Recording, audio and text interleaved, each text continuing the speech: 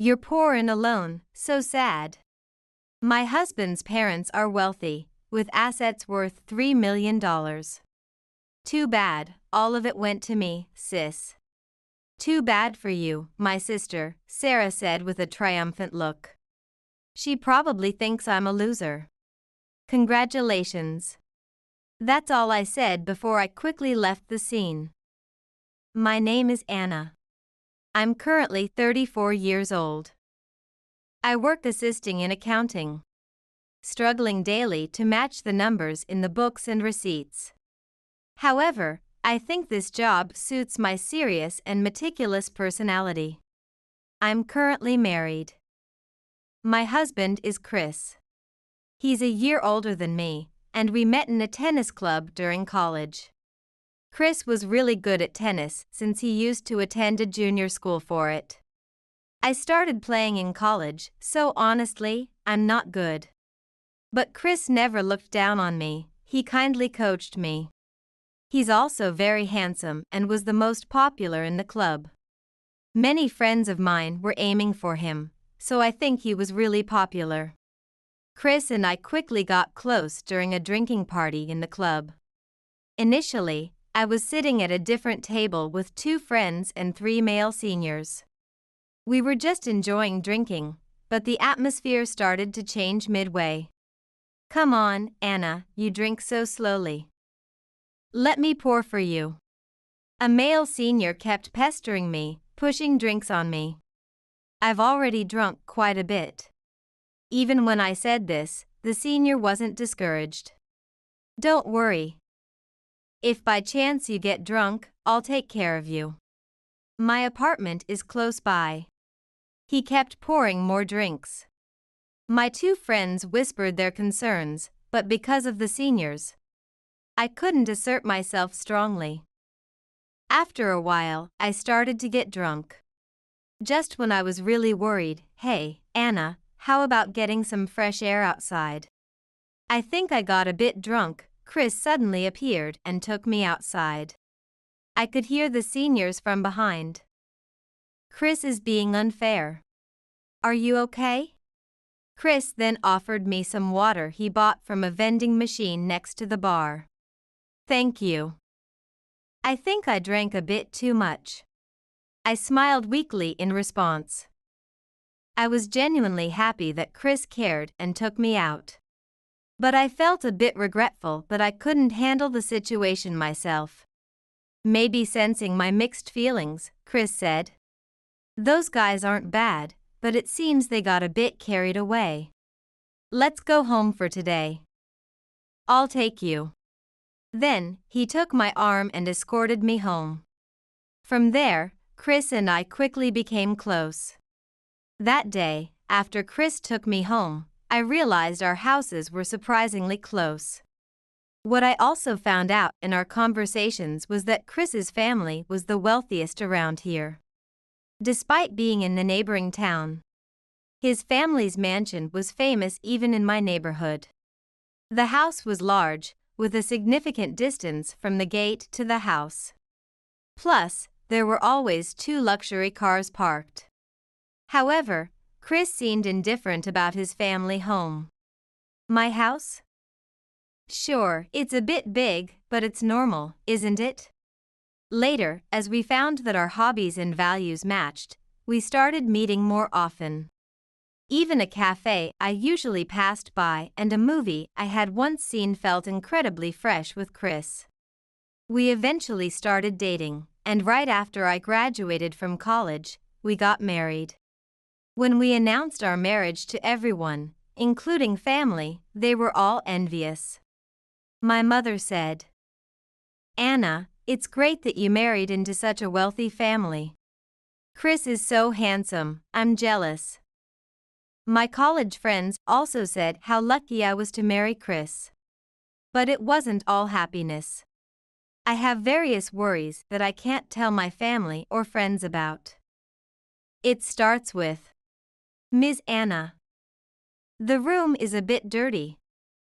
As soon as I returned from the supermarket, my mother-in-law complained. My mother-in-law is quite a troublesome presence. I moved into Chris's family home as soon as we got married. That's when I started living with them, and the trouble began. From the time we announced our marriage. Chris, are you sure about this person? Are you not settling? My mother-in-law opposed the marriage. At that time, my father-in-law was just like air.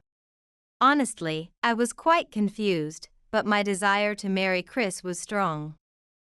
Therefore, I will work hard to become a woman worthy of Chris. Please allow our marriage. Chris also supported me. Mom, this is Maya and Anna's marriage. Anna says she'll work hard. Eventually, albeit reluctantly, my mother-in-law permitted our marriage. But living together proved to be quite difficult. I had to follow my mother-in-law's schedule from morning till night. I woke up at 4 a.m. for cleaning and preparing breakfast, handled other household duties, and helped with accounting at Chris's family's company during the day, and prepared dinner and did other chores after work.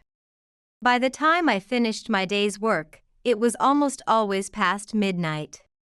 Then one day, which happened to be a Saturday, and I didn't have to help with accounting. I was supposed to spend all day doing household chores. Around noon, the doorbell suddenly rang. When I went to the door, Sarah. As I opened the door, there stood Sarah. Sarah is my actual sister, but I'm a bit wary of her.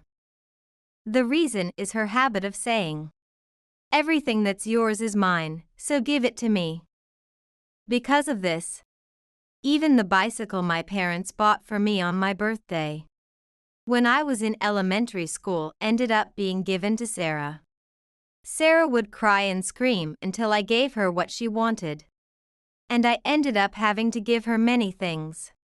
That's why I was quite cautious around Sarah. I didn't tell you I was married. I deliberately did not inform Sarah about my marriage. I even asked our parents to keep it a secret. I heard it from the neighborhood aunt. Why did you keep it a secret from me? It's embarrassing. It seems that I didn't keep the neighbors quiet either, and that's how it got out. So, what do you want? I asked Sarah indifferently. I just came for your wedding celebration. So, I'll be coming in. Excuse me. With that, Sarah slipped past me and entered the house. I hurriedly followed her and found that she was already greeting Chris and others in the living room. Nice to meet you. I am Sarah, her sister. Sarah said with a bright smile. You have such a cute sister, Anna. What do you do for work? My mother-in-law was unusually pleasant, almost as if her usual attitude towards me was a lie. Sarah looks neat and pretty. In contrast, I am good in the general sense, but I seem inferior compared to Sarah. That's why my mother-in-law, who likes pretty appearances, responded to Sarah with a smile. I'm currently assisting as a tax accountant. I've just started not long ago. Sarah answered modestly, with a reserved smile. As soon as she heard that response, my mother-in-law's eyes lit up. Well, Sarah, you're working as a tax assistant? That's impressive. Right, Chris. Sarah is wonderful, isn't she? My mother-in-law was talking to Chris. Indeed, Sarah is very cute. Since she's Anna's sister, she's my sister too. She's always welcome here. Chris answered affectionately. Thank you both. I want to visit my sister again, so I'm happy to come over. Sarah responded cheerfully. At that moment, I had a terrible premonition, and unfortunately, it came true. After that, Sarah visited our house many times. However, she completely ignored me and only talked to my mother-in-law and Chris. So, you're a corporate officer at the company, right? I admire that. Suddenly, Sarah started calling my mother-in-law very familiarly. But my mother-in-law seemed rather pleased and responded with a laugh. "That's nothing special. Sarah, you're doing a difficult job, that's really impressive." My mother-in-law complimented Sarah back. And Sarah said to Chris, "Chris, you're really handsome. It would have been nice if it were the other way around with me and my sister." She murmured sadly with puppy dog eyes. Then Chris responded, "Really? It would have been nice if I had met Sarah too. By the way, I was cleaning in the same room, but all three ignored my presence. They had created their own world." A month after such conversations, Chris has been coming home late recently. He is the sales manager at my mother-in-law's company. And he usually came home on time. Now, at times, he returns as late as midnight. I thought it was strange. It wasn't the busy season at the company. And even during the busy periods, overtime was only about an hour. So, I decided to confront Chris when he returned home. That night, Chris returned home past 11 p.m. As I greeted him and took his bag, I noticed something odd. There was a scent of a woman's perfume, which shouldn't be coming from Chris. Glancing at Chris, he sighed wearily as usual and loosened his tie. I nervously checked the planner in his bag because Chris manages all his schedules with it. There, it was written. 7 p.m., date with Sarah. In a panic, I checked other dates. And the days he returned late were all marked as dates with Sarah. I couldn't come to terms with the fact that my husband was dating my sister. And I was quite shaken. Trembling, I showed Chris the page in the planner and asked, "What is this?" Then, scratching his head, Chris said, Caught. Yes, I'm having an affair with Sarah. Or maybe it's serious, not just an affair." "Serious, could it be?" As I faltered to ask about it. "So, I'll divorce you and remarry with Sarah. Sarah is cuter and capable as she works as a tax assistant. Anna doesn't stand a chance, right?" Chris said with a sneering smile. As I was about to retort, "Certainly, Anna is inferior, and with her, I can't feel secure about Chris taking over my company. We need someone capable like Sarah as a partner. Anna is just dragging him down, she's just a nuisance." My mother-in-law appeared and complained. It seems she was still awake despite the late hour. "That's not true." "Mother, I've been doing my best," I argued back. "However, Anna, we no longer need you, so please sign the divorce papers and leave. We don't need the incompetent here." I continued to be blamed by my mother-in-law.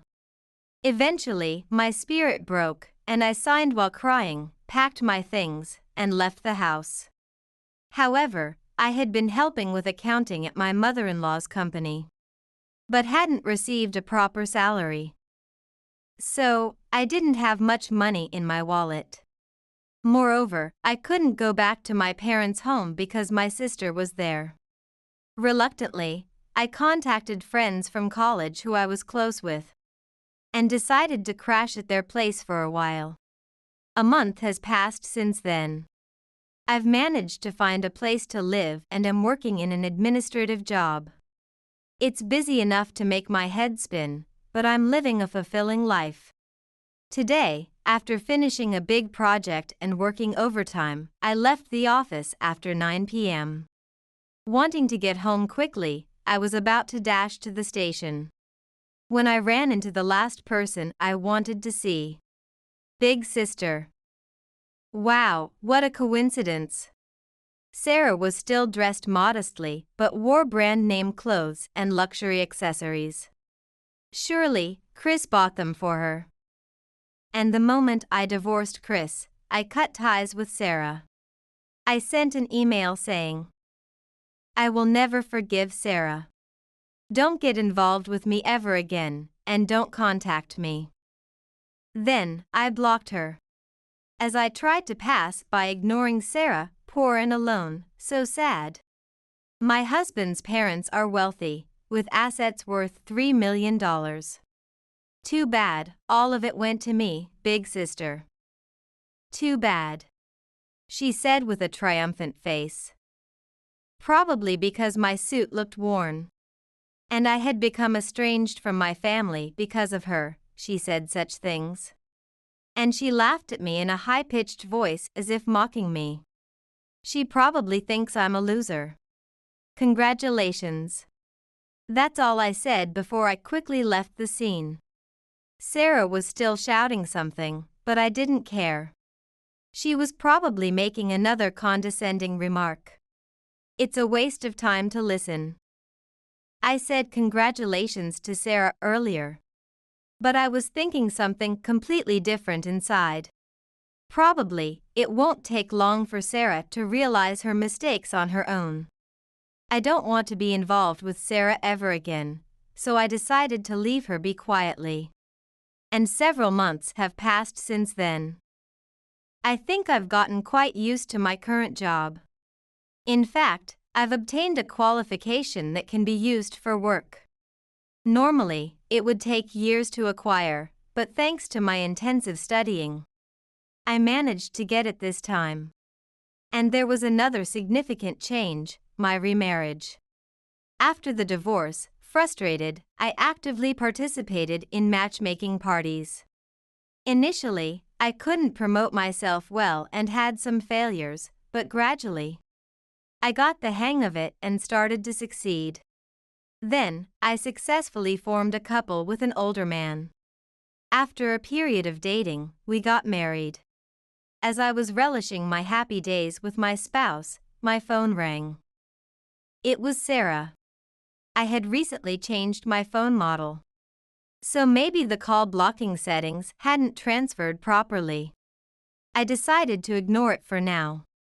However, my phone kept ringing from morning till night. I could imagine Sarah must be in a tough situation, but I still didn't feel like answering. If she persisted, I would block her again. Just as I was thinking this, I accidentally answered the phone while handling it. What?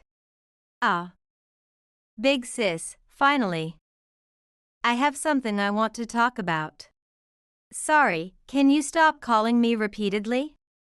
We're estranged. I'll block you after this. Bye. I told her this and unilaterally ended the call. Then I proceeded to set up call blocking. That weekend, I was at my vacation home to relax. This vacation home was a special purchase by my husband for my use. Use it when you want to stretch your wings, he had told me. So, I visit here when I'm tired from work and housework. The home is slightly larger than an average house and quite satisfying. It has an ocean view, and just listening to the waves calms my mind. I also got to do the interior decoration to my liking, which I really enjoy. While I was relaxing at the vacation home, suddenly the doorbell rang. Who could it be in such a place? I wondered as I went to answer. It was Sarah. Huh? Sarah? How did you find this place? I was surprised by the unexpected visitor. I hadn't told even our parents about this vacation home. There shouldn't be a way for Sarah to know. I hired a detective to investigate. You blocked my calls. Sarah seemed quite angry. Her eyes were glaring, which was a bit scary. So? Why go to the trouble of hiring a detective to come to my vacation home? I asked Sarah straightforwardly. You lied, Sarah said, glaring at me. What are you talking about? I couldn't help but laugh as I asked. I knew too well what was coming next, and it amused me. Chris's parents being wealthy with $3 million in assets was a lie, right?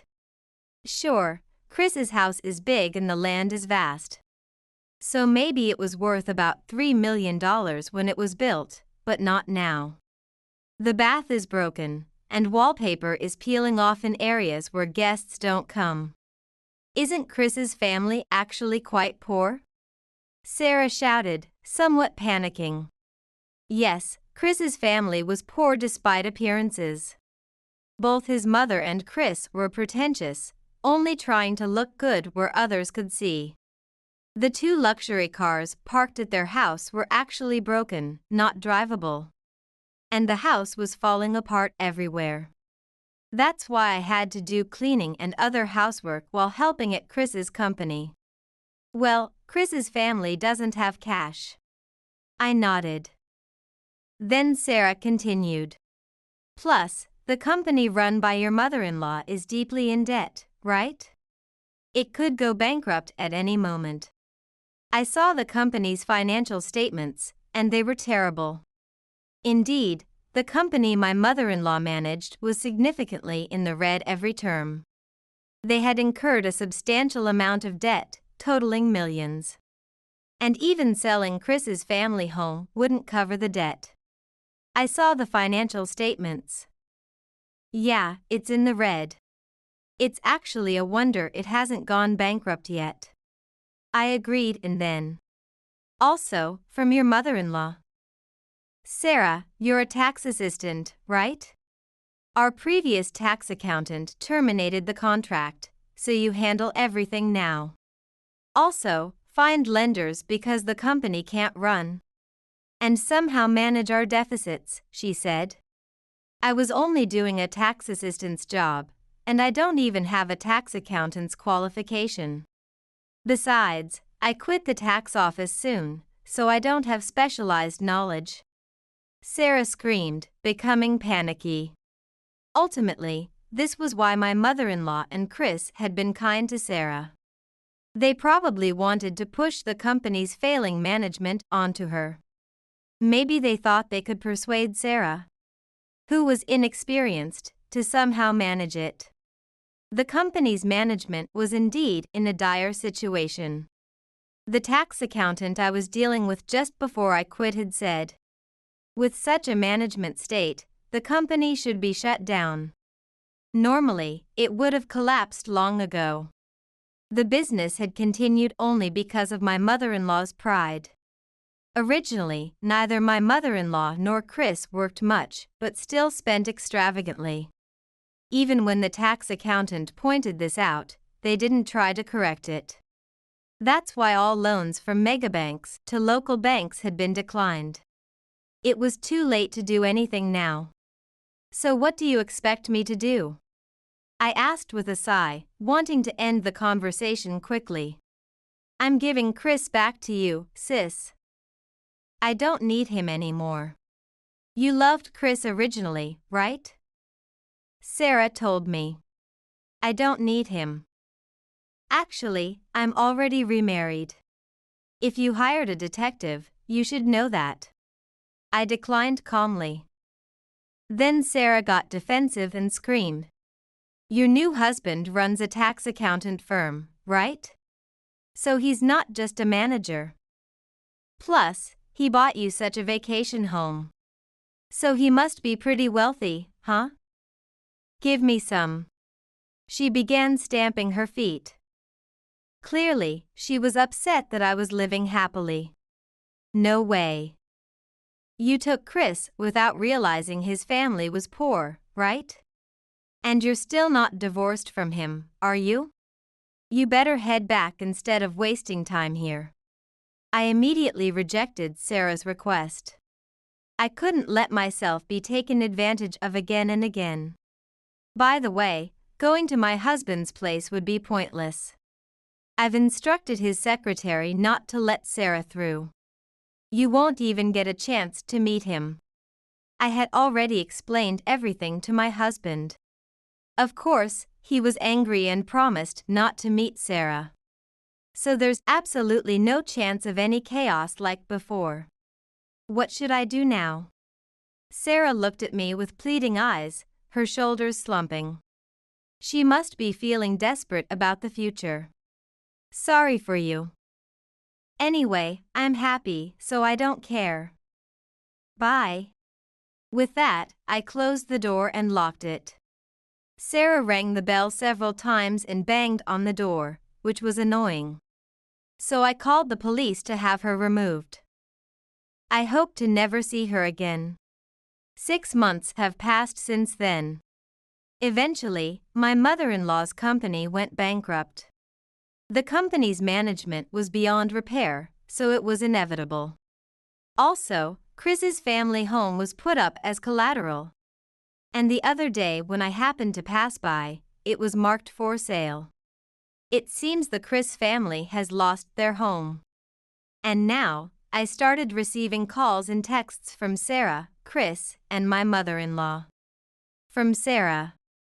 Mother-in-law and Chris don't work at all. They don't do any housework. My father-in-law even ran away and is missing. I can't take care of both of them on my meager salary. She always emailed complaints like this. My mother-in-law and Chris were always lazy. Just relaxing and snacking while I did all the accounting work next to them. They probably won't change. From Chris. Please, can we start over? I heard from Sarah that Anna is living quite comfortably now. I'm being pressed to pay back the debts with Mom. Can you help us out somehow? He keeps sending such messages even though I've blocked his calls. My mother-in-law also. Anna, I'm really sorry for everything. It was all my fault. Now I'm living in a rundown apartment that Sarah rented. And it's really tough living in one room with 3 people. We can barely eat properly, and some nights we only have bean sprouts for dinner. Please, won't you at least take care of me? We're family, after all. She keeps sending such messages. It almost feels refreshing to get these messages. To all of them, I respond. I don't know you. You are strangers, so please do not contact me ever again. I'm living happily. I'm really glad I got divorced. Goodbye.